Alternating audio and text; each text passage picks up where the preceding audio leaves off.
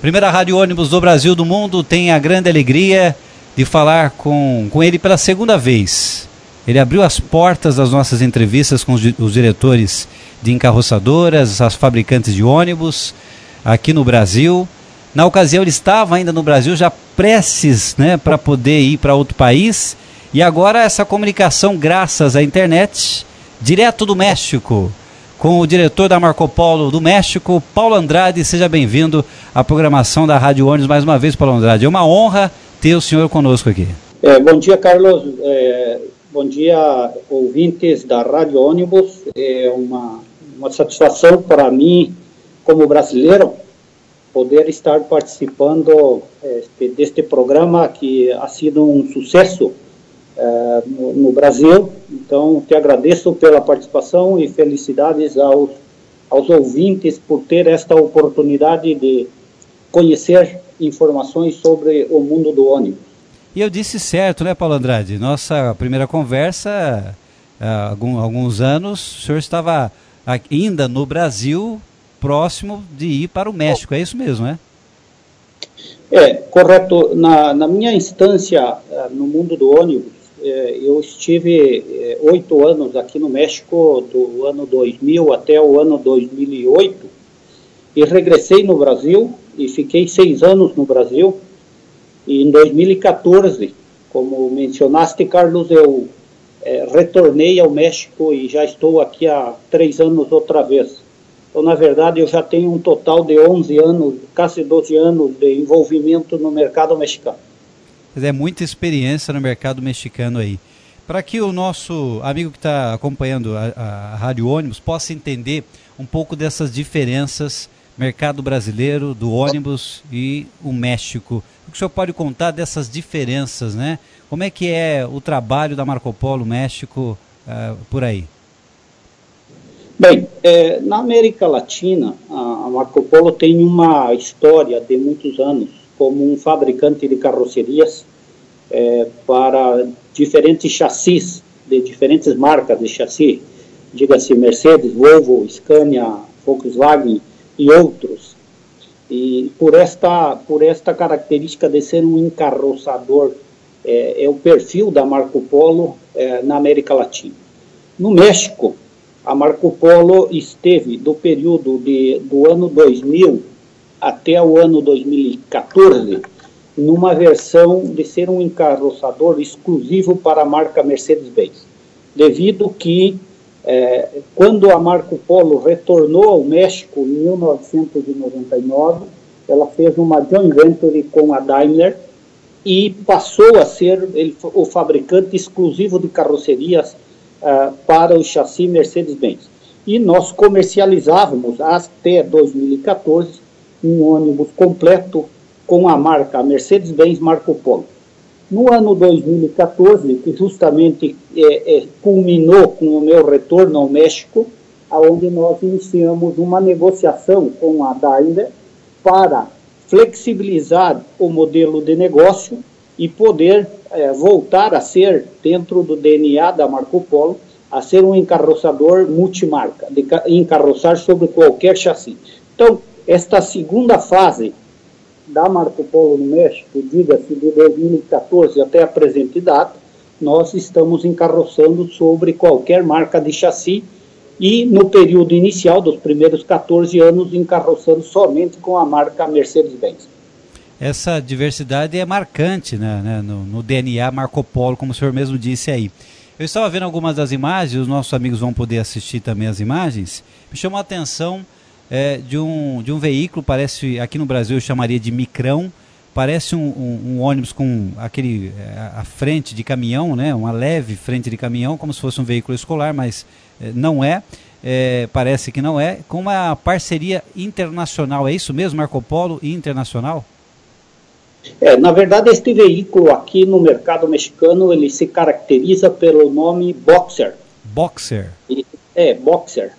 E Boxer, ele advém o nome da raça de canina Boxer, por esta trompa. E ele é um produto característico do mercado mexicano, aonde tem no segmento urbano, uma aplicação massiva. Diga-se que o mercado mexicano é um mercado de 8.500 unidades ano, sendo que aproximadamente 4.500, 5.000 unidades são deste tipo de veículo, que é o veículo tipo Boxer. Nós tínhamos esta carroceria desenvolvida sobre o chassi Mercedes-Benz e recentemente, o que se pode ver na imagem que você está visualizando, nós desenvolvemos a carroceria, adequamos esta carroceria para o chassi Navistar, o chassi International. E estamos começando a comercialização deste veículo sobre este chassi International também, que são os dois chassis existentes atualmente para este veículo, modelo ou característica Boxer. O mundo de hoje, os passageiros, que é vamos dizer assim, é o ponto final de toda a trajetória, né, de uma fabricante de ônibus, o empresário envolvido, é aquele que gerencia uma garagem, aquele que coloca o ônibus para rodar. O passageiro está cada vez mais exigente. Pelo menos aqui no Brasil, nós percebemos isso, as exigências do passageiro, até mesmo se não tem Wi-Fi, se não tem ar-condicionado, melhor acessibilidade.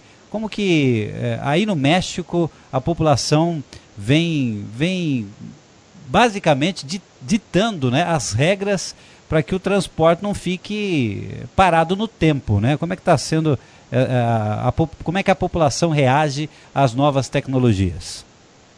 Bom, Carlos, na verdade, conhecendo os dois mercados, e o mercado do Brasil, que eu tive atuação no mercado do Brasil em anos anteriores, e conhecendo o mercado do México, no México, considerando um período, vou me referenciar a 10 anos atrás, no segmento urbano, ele era um mercado mais desorganizado. No segmento urbano, 10 anos atrás. Atualmente, há um movimento forte pelos poderes concedentes, mas também pela demanda dos passageiros de regulamentar e modernizar os sistemas de transporte urbano. Quando eu me refiro a modernizar os sistemas de transporte urbano, existe uma migração para veículos com maior conforto, com suspensão pneumática, com caixas automáticas, veículos com maior conforto e um interior de maior conforto, que são os sistemas de mobilidade massiva, o sistema de transporte massivo. Então, existe uma migração por demanda dos poderes concedentes e também por os usuários, a razão principal pela demanda dos usuários para um veículo mais configurado e com maior nível de conforto. Diga-se que há muitas cidades do México, porque o México ele é um país mais semiárido, ele não é um país tão tropical quanto é o Brasil, então a temperatura média são mais altas do que o Brasil. São cidades no México onde o transporte urbano ele é 100% com ar-condicionado, com veículos tipo Torino, com ar-condicionado, com assentos confortáveis, com sistema de alguns monitores de visualização interna de programas e também, hoje, com os sistemas de Wi-Fi e conexões de recarga de baterias de sistemas de celulares. Então, isso pela parte dos sistemas urbanos, existe esta migração ou esta modernização do sistema de transporte. Por o lado do transporte rodoviário, posso te afirmar, sem nenhuma dúvida, que ele tem uma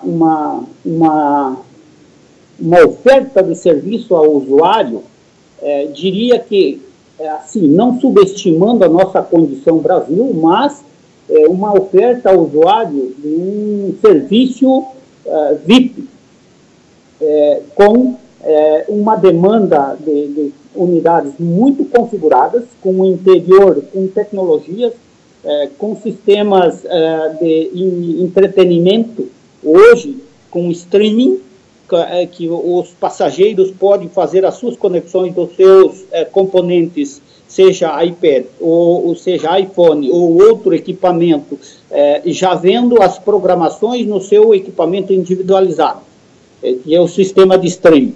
Então, eu posso dizer o seguinte, os usuários mexicanos de ônibus, tanto do sistema urbano como dos sistemas de rodoviários, são muito exigentes. E as empresas, por sua vez, têm tratado de oferecer um serviço, diria que em condição muito evoluída. O ônibus tem um valor agregado muito alto, isso tudo influencia na compra. O empresário, né, na hora de comprar um veículo, conforme a sua demanda, conforme muitas vezes as legislações, os governos municipais, pelo menos aqui no Brasil, nós estamos vivendo um momento ainda tentando, né, se levantar de uma crise muito forte, que pegou em cheio também o setor de transporte aqui. Como é que está a questão econômica no México, né? Se compra bastante ônibus, se renova constantemente, tem subsídio governamental para as empresas aí, que o senhor pode contar um pouquinho dessa realidade mexicana?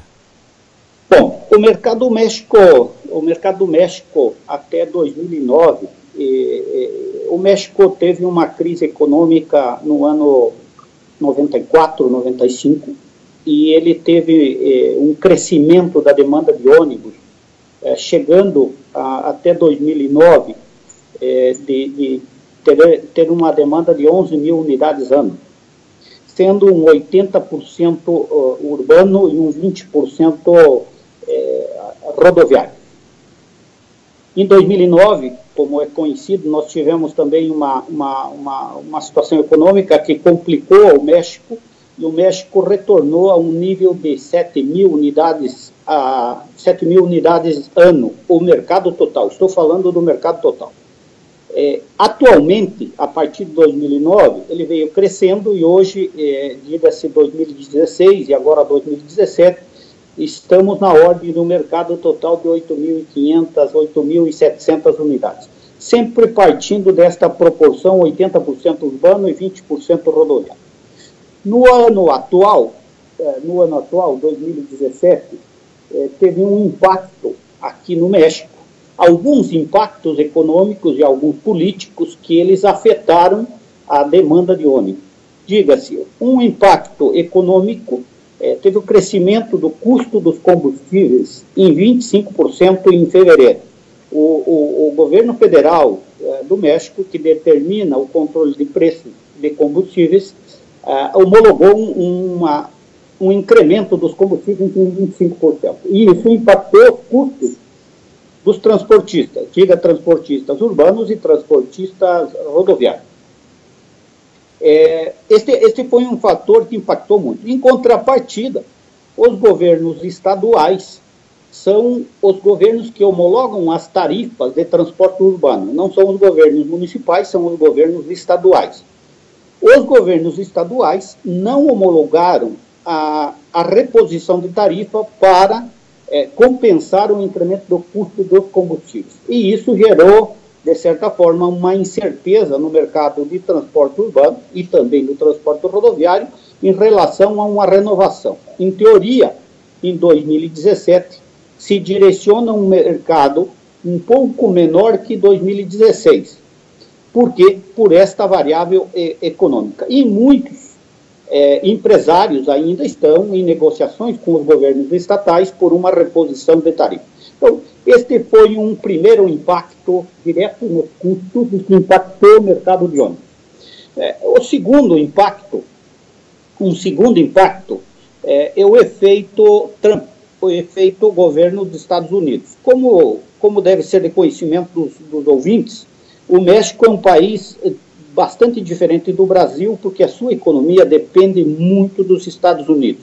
A indústria automobilística, e ela está dependente dos carros enviados, exportados para os Estados Unidos.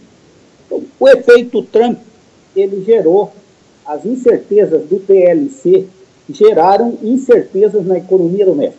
E, portanto, este é um fator econômico e político que também gerou incerteza no mundo do ônibus. Os empresários, alguns, diferiram as decisões de compras em função das incertezas políticas do efeito do vizinho, diga-se Estados Unidos. Junto com este efeito Trump, que é as negociações do TLC, enquanto a posição do México e a posição dos Estados Unidos em relação ao TLC, que está em pauta de negociação, também tem um efeito migratório. As ameaças americanas em relação à deportação massiva de indocumentados que estão nos Estados Unidos, e a grande maioria mexicana, também tem gerado uma incerteza enorme no segmento do transporte e afetações, inclusive, de empresas que faziam transporte de cross-border, ou seja, de passagem de fronteiras, estão sendo afetadas. E este também é um fator que complicou o segmento de ônibus neste ano no México. Apesar destas incertezas, o mercado deverá ser uns 5 ou 10% menor que o ano passado. Enquanto a subsídios, aqui o transporte não recebe subsídios do governo, de nenhum governo, seja estadual ou federal, não existe subsídio. As tarifas são tarifas diretas pagas pelos usuários, a grande maioria já entrando em sistemas de pré-pago, com cartões de pré-pago, e a tarifa ela é integral, paga pelos usuários. O sistema de gratuidades é um pouco diferente do sistema de gratuidades no Brasil. Tem estados que têm uma certa gratuidade para os serviços públicos, porém pouca, e para as pessoas de maior idade, acima dos 60 anos, a uns 50%, e há estudantes a 50%. Mas isto são alguns poucos estados que têm esse sistema de gratuidade.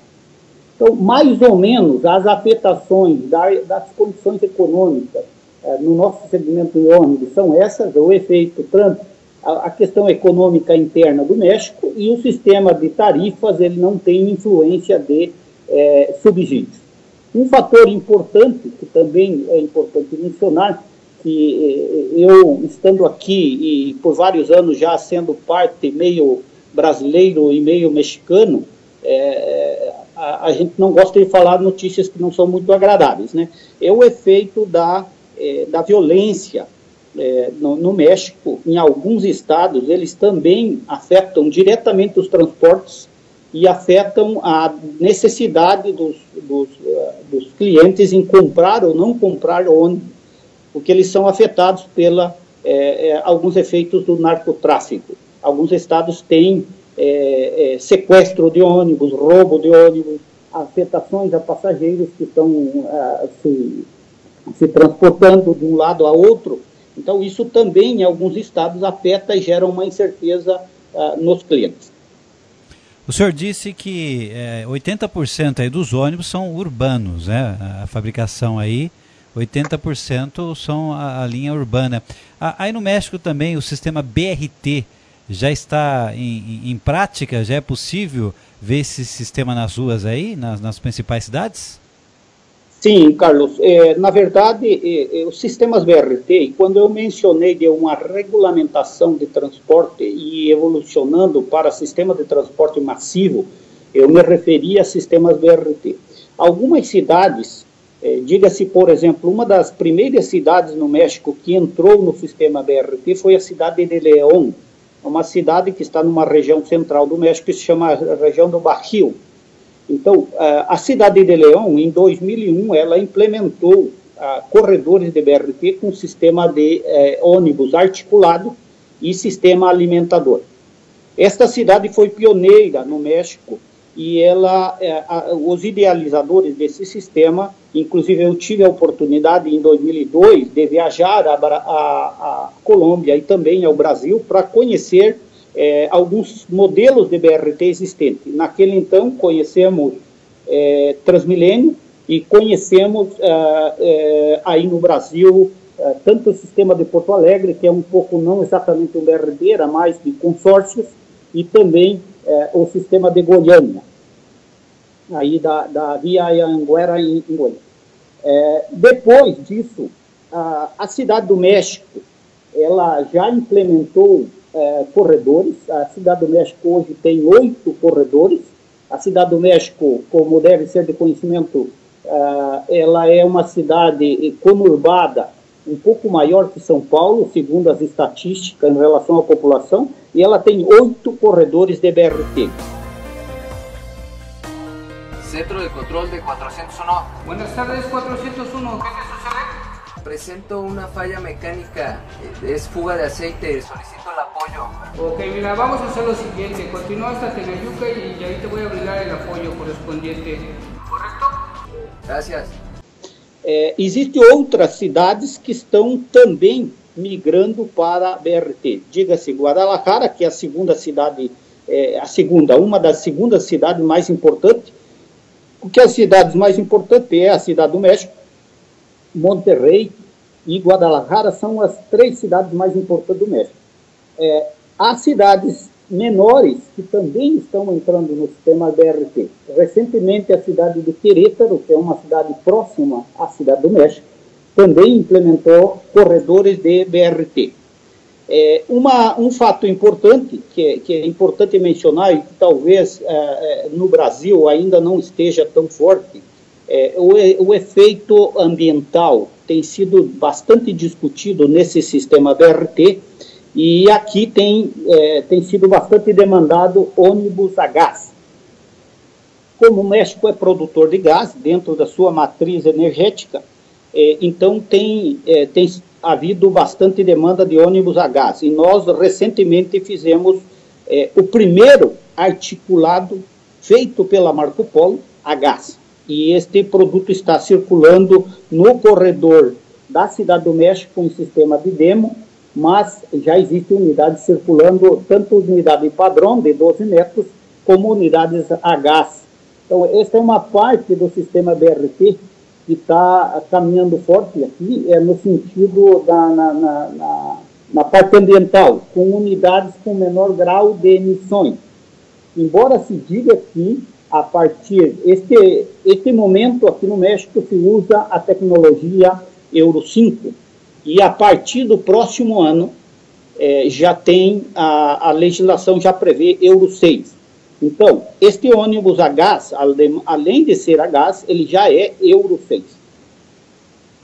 Muito bom. Nós estou conversando com o Paulo Andrade, diretor Marco Polo no México. Paulo Andrade, nós estamos ainda vendo a geração 7 presente em vários cantos do mundo, né? O chamado G7.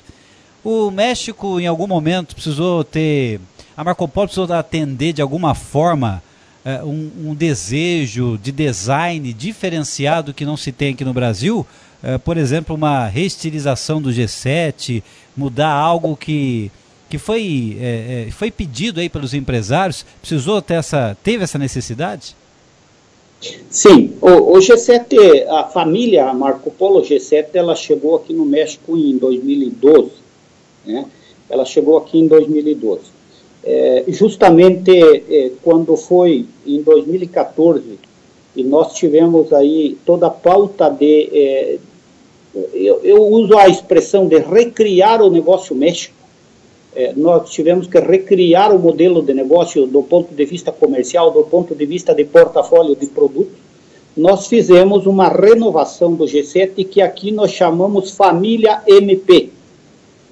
Então, partimos do MP 180, que no Brasil é o Paradiso 1200, com uma nova imagem, que a gente usa-se muito aqui no México. Foi feito um facelift, ou seja, uma renovação da cara e da traseira. Ele continua sendo o G7, porém com uma imagem diferenciada. Os principais componentes que se diferenciam é a imagem frontal e traseira, e principalmente direcionado pelos faróis e as sinaleiras traseiras. Então, no México hoje, nós seguimos tendo a família Paradiso, a família Viagem do Brasil, mas a partir de 2015 nós comercializamos aqui uma linha rodoviária que se chama Família MP.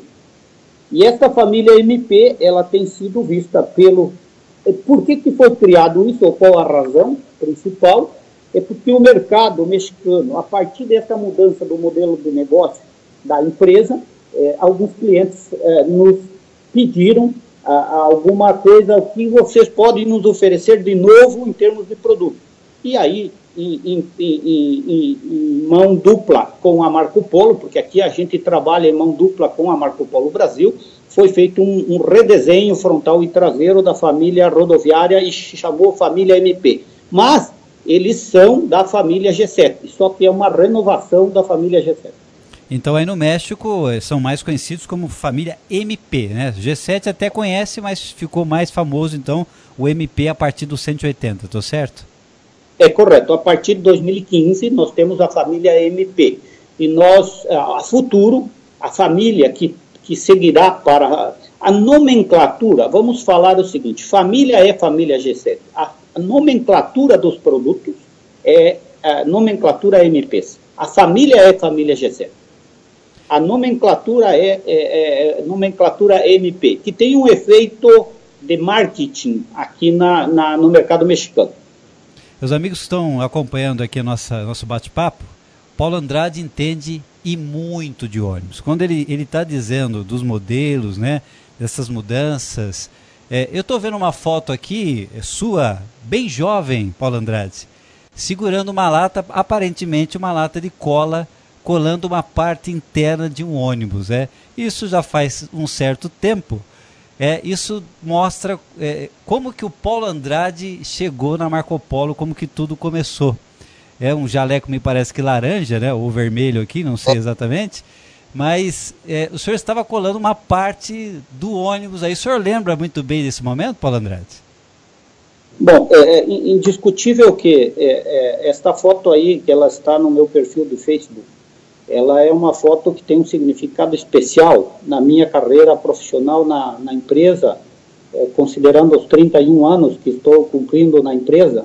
Esta foto ela é de 1993, quando eu tinha na empresa a função de supervisor de produção. Neste período, a empresa tinha uma missão, foi feita uma exportação de um volume massivo de unidades para o Kuwait, nos Emirados Árabes, né? E eu fui uma das pessoas convidadas, na verdade a única pessoa, porque era só eu, a ir ao Kuwait.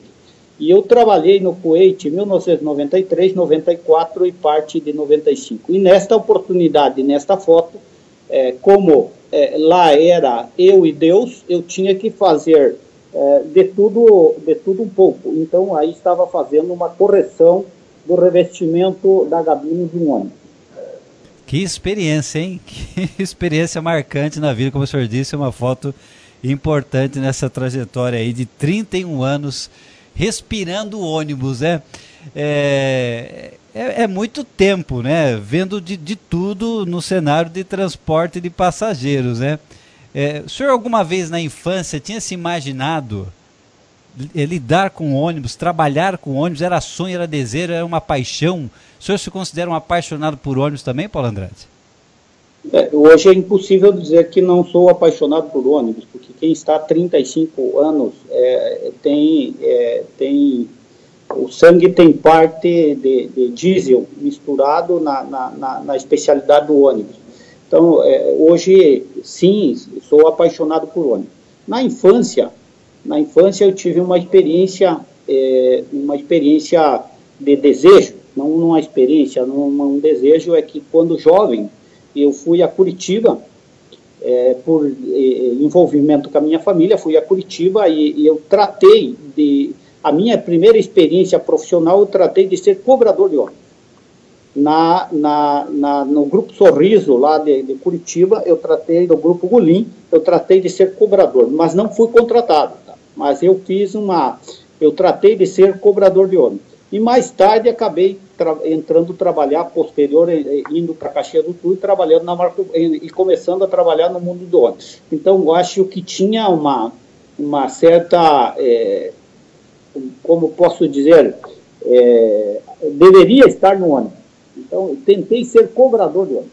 Interessante, quase não chegou a ser cobrador, tentou ser cobrador e hoje diretor da Marco Polo no México, né? Para a gente encerrar aqui, Paulo Andrade, as suas considerações finais, falando ao empresário que está nos acompanhando em todo o mundo, né? A Rádio Ônibus Internacional chegando na Argentina, chegando também no México, Paraguai, Uruguai, e que ainda, empresário que ainda não se decidiu em dar prioridade na carroceria Marco Polo. As suas considerações em relação ao produto Marco Polo, né? Por que o empresário deve hoje investir em um Marco Polo? Na verdade, todos os empresários, grande parte deles hoje, nos mercados latino-americano, Brasil, México, tem um enfoque bastante forte em oferecer aos seus clientes o melhor serviço. E para que eles possam oferecer a seus clientes, aos usuários, seja de transporte urbano ou transporte rodoviário, eles têm que selecionar os melhores produtos, se eles querem selecionar, ofertar os melhores serviços aos seus usuários. E com certeza, nós, como Marco Polo, apresentamos alguns diferenciais competitivos que possam ser fator relevante nesta decisão. Dentre esses diferenciais competitivos, a larga experiência em produzir carroceria de ônibus de diferentes segmentos, a solidez da empresa a largo prazo, a qualidade e o desenho dos produtos e, indiscutível, a intenção positiva de ofertar um serviço de pós-venda também, disponibilidade de peças de reposição e serviços de assistência técnica. Então, por mencionar, são alguns dos diferenciais que nós acreditamos e nós trabalhamos por ofertar a nossos clientes que, por sua vez, dê a garantia do serviço aos seus usuários. Então, dentro dessas considerações, nós temos que agradecer e sempre contar com a confiança dos clientes que apostam na nossa marca e na credibilidade do nosso trabalho, na confiança do nosso trabalho, no nosso serviço como empresa Marco Polo e como produtos Marco Polo. Então, é isso que eu poderia dizer aos transportistas, aos transportadores no Brasil, aos nossos clientes, e também uma mensagem especial às pessoas que trabalham diretamente no ônibus, diga-se os mecânicos, as pessoas que operam o ônibus, que seguramente são clientes e ouvintes do teu programa. E que nós, como Marco Polo, poder ofertar um produto que eles possam ter facilidades de manutenção, facilidades de trabalhar neste produto e uma presteza de serviço da nossa parte. Pelo menos, essa é a diretriz que corporativamente nós temos e também a minha responsabilidade aqui no mercado local é nessas linhas que nós tratamos de atender aos nossos clientes no mercado mexicano. E seguramente é nas mesmas linhas que os nossos colegas no Brasil, diga-se Paulo Corso e outros colegas, tratam de atender aos nossos clientes no mercado brasileiro. Paulo Andrade, o que o senhor acha da Rádio Ônibus? Hoje, Rádio Ônibus Internacional, temos uma filial agora em Buenos Aires, transmitindo em castelhano, quer dizer, já está chegando em outras línguas. Há um desejo nosso de estar no México, até porque a audiência já está chegando aí também. Temos el conductor, chofer, motoristas aí que já acompanham a nossa programação no México. O que o senhor acha de uma rádio que valoriza esse setor de transporte e mostra ao mundo como que se fabrica um ônibus?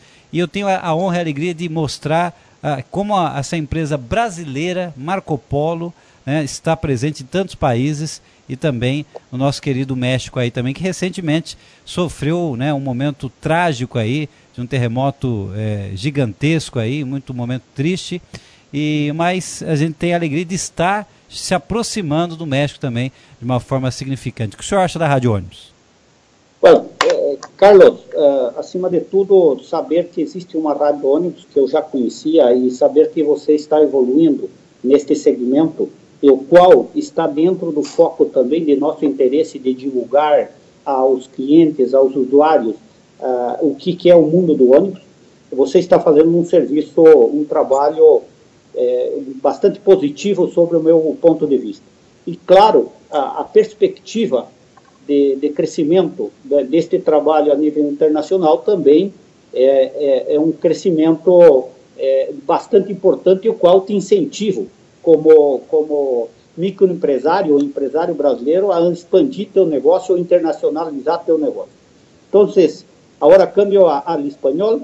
Bienvenido al México. Seguramente los clientes de México te agradecerán tener acá la radio Ónibus de Brasil, con la conducción de Carlos Enrique Santos.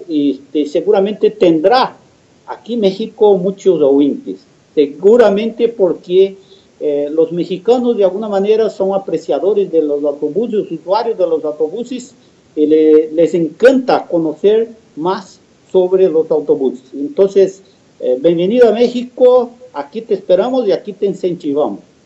Graças, Paulo Andrade. Eu só vou precisar aprender a falar castelhano como ustedes, né?